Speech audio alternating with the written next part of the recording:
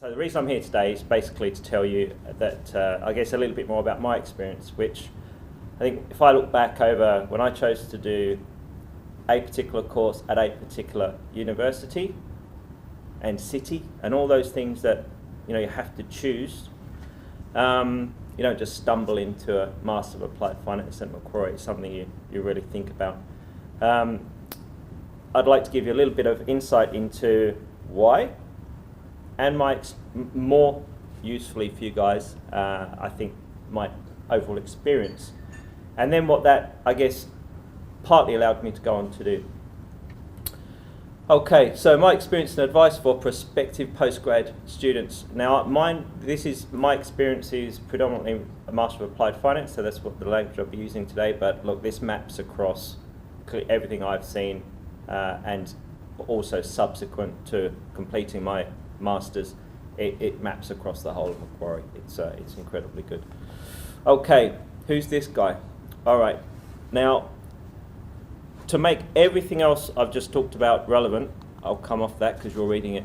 I'd like just to give you a bit more of a background. I have a science background, so my undergrad and subsequent time thereafter was in astrophysics in London.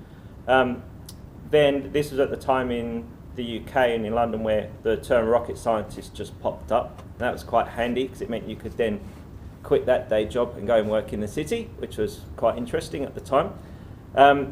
Now, that got me into an area called project finance with Ernst & Young, which is a very interesting part of finance. It actually is. But if you were to say building the Lane Cove Tunnel, it only happens with this particular discipline. So it could be a gold mine in PNG, it could be anything. So it's applicable all around the world. It's quite interesting. A lot of maths involved, a lot of contracts and law and all those kind of things. Now, bear in mind, I had a science degree, so there was a lot of learning on the job, let's say. So after a few years of learning on the job, that was okay. But I wanted to progress from the consulting environment in EY London and Sydney to a bank. So that was I'll just put up here yesterday. Back when working in a bank was cool, albeit mental. Like it was very hard work, but it was a really good job at the time. But I was very cognizant of the fact I had a science background and no finance. So I really wanted to formalise that, learn something new as well, meet new people, and build my network as well. Okay, so consultant, banking. Subsequent to that, I started a business, an international analytical consulting firm called Crawley. Basically,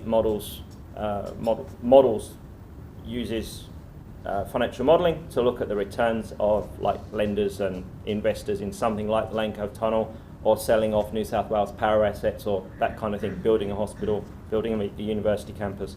So lots of maths, lots of spreadsheets, lots of all that kind of stuff, lots of banking and debt.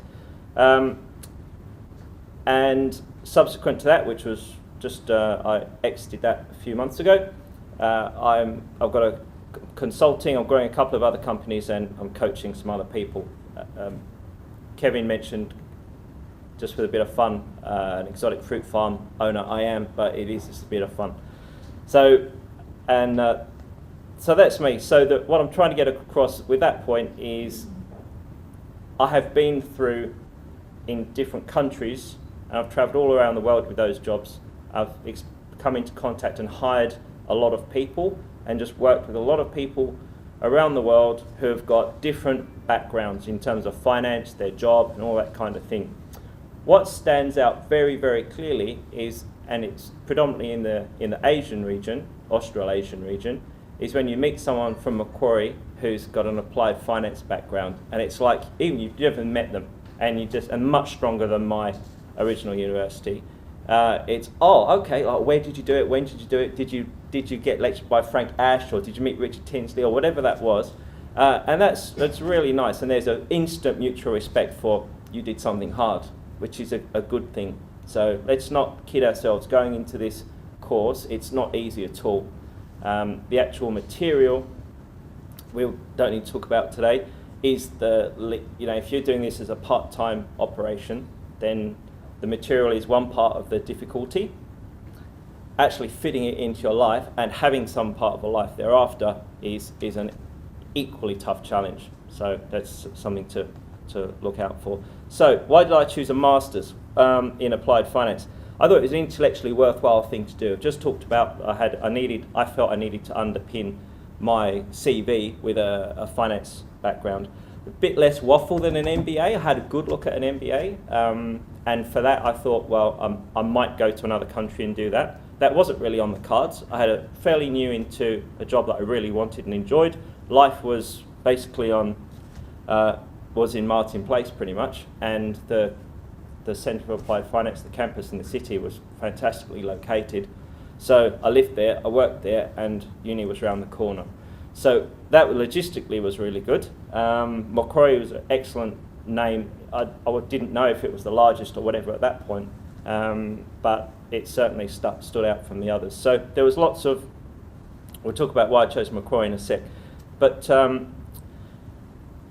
whenever I spoke to, let's say, an AGSM, it was MBA. When I looked at Macquarie's offering, it was very much, well, you can do a number of different things here, and the applied finance angle kind of got me. It's specialist. The lecturers were just bang on. I have to say, when I looked forward for about 18 months, or maybe for a year, to do one of the electives, which I have like a business hero, and he was giving the course. And I formed that kind of stalking relationship when I was in London, because my firm wouldn't put me on his course. So when I found out he was lecturing here, we're doing this course, this is going to be really good. And it turned out to be a good decision, and I've now made a good friend. So it was a bit unfairly skewed towards my skill set. So I had, I guess, let's say, a quantitative background. And I think going into an applied finance, I was very comfortable handling the analytical side of things. So then learning about financial risk and the law side of things, that was new. But I felt I had a good background to go straight in, even though I didn't have an undergraduate in business, and give that a good crack. You guys thought differently at the time, and I said it would be okay. So it worked out okay. So, and it sounded fun. It sounded like a hard, worthwhile thing to do. And my girlfriend was doing it at the same time, so we did it together, and that helps a lot. Okay, why did I choose Macquarie? We've talked about kind of life, I've mentioned most of these points, but it did need to tick the boxes. So Sydney, part-time offering within the CBA campus, be a good name, but also I had at that point no skills in PowerPoint. I had what I considered good names on my CV, and I wanted to add to that with another one. And I just felt that when I did Macquarie Uni, that did sort of it complemented everything else I'd done. When I was presenting later on in life to clients in London or in France or Germany, they knew Macquarie in this part of the world.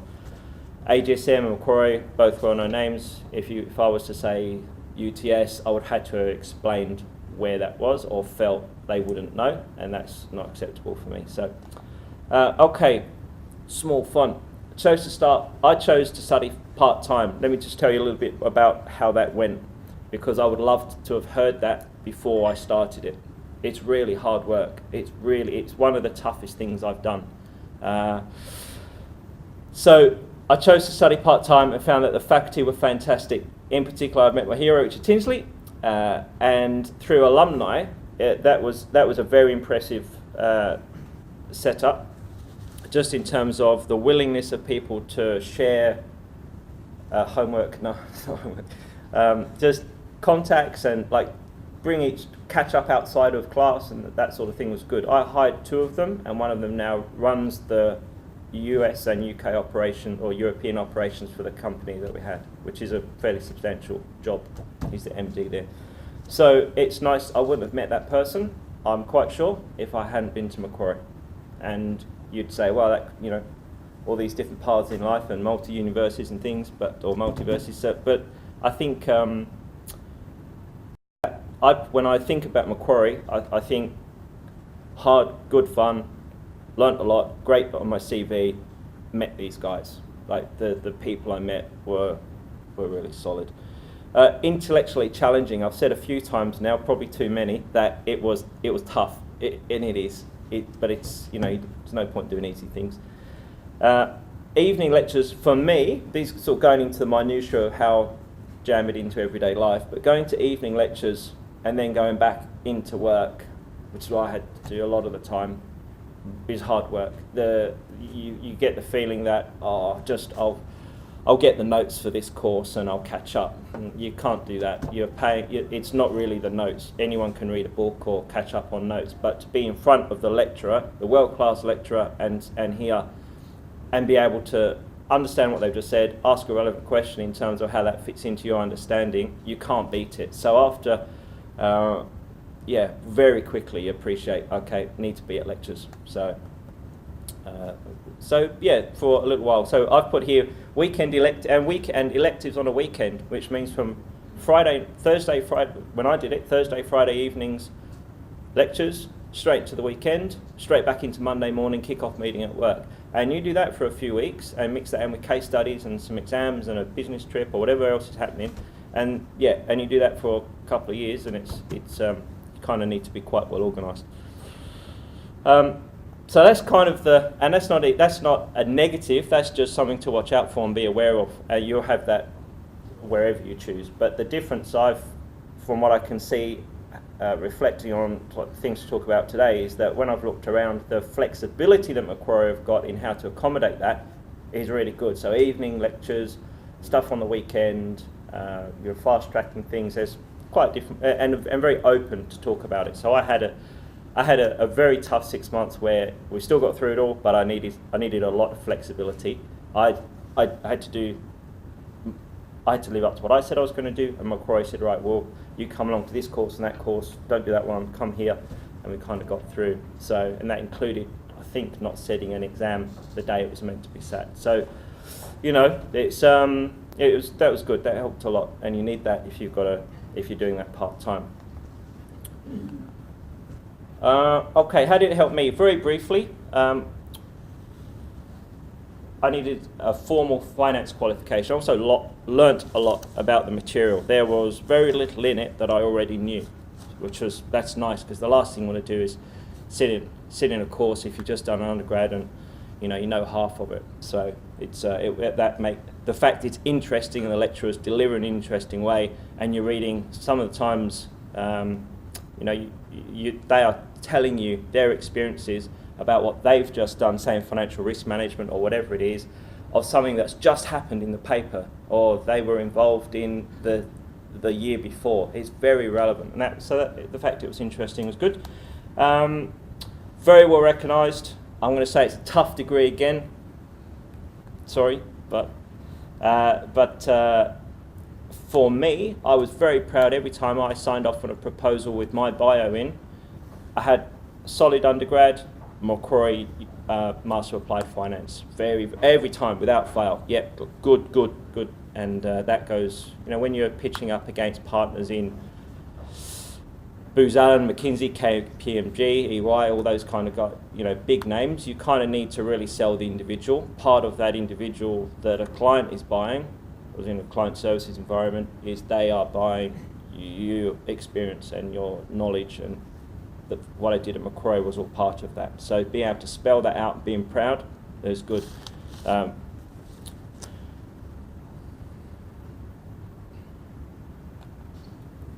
So if you're here, you're clearly thinking about it. And I would say probably already well down the path to going to Macquarie.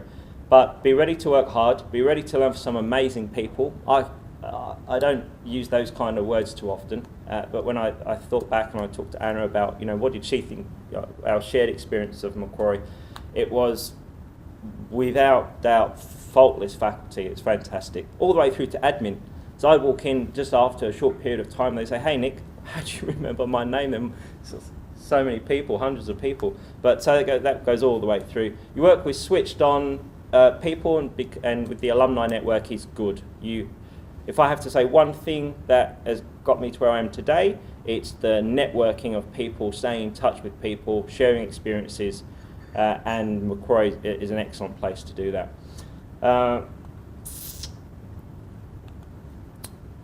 What would I do differently? Be prepared personally, so just have ducks in a row. If you're going to do this part-time, then make sure job's under control, you're not in a new environment, you've got a good boss, all your personal admin's taken care of, because life sort of goes on hold for a while. Build and maintain an even better alumni network. I'm better at this now than I was when I was at Macquarie.